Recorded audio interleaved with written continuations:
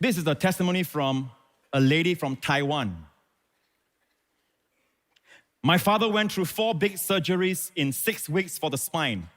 For the spine, a heart clot, bladder cancer, and a prostate incision. For an 85-year-old, her father is 85 years old, it took God's grace to survive the back-to-back surgeries.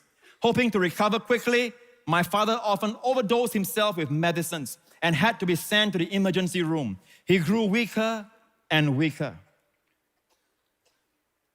A year later, my father was sent to the intensive care unit due to an overdose again. His vital signs quickly dropped to 0. There was no blood pressure, no breathing, and no urine.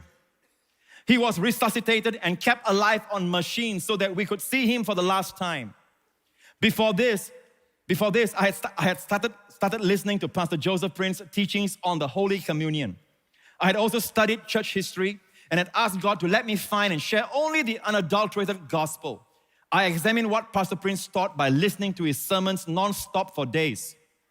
I was overjoyed by the gospel of grace. The difference between what has been preached in other places and the gospel of grace was like night and day to me. When I flew home from the US, I decided to take the Holy Communion with my father, even though he was still in coma, unconscious. Because he had no kidney function, fluid was being retained in his body and he was completely puffed up. I prayed Psalms 91 over him and I took communion with him by wetting his lips using cotton-filled grape juice. I sprinkled breadcrumbs on his lips to signify him taking Jesus' broken body. I decided to take the Holy Communion every time I visited him. Jesus is faithful to his covenant. After the first communion, 500 mL of urine was released, which means his kidney function had recovered. With the second communion, his heart rate and blood pressure were restored. And he no longer needed to be resuscitated by injections. At the third communion, a blow-by-blow account. At the third communion, he could breathe independently. His vital signs stabilized at the fourth communion. The doctors told us that my dad would very likely be in a vegetative state since he had been in coma for 6 days. However, we prayed that his mind, emotions, and reasoning would be restored. After the sixth communion, he opened his eyes slightly, and with the seventh communion, he was able to open his eyes wide and turn his head towards voices. At the eighth communion, he awoke fully. Then he started to suffer massive, this is what I call kick, the devil sort of like counter-attack. All right, so this counter-attack.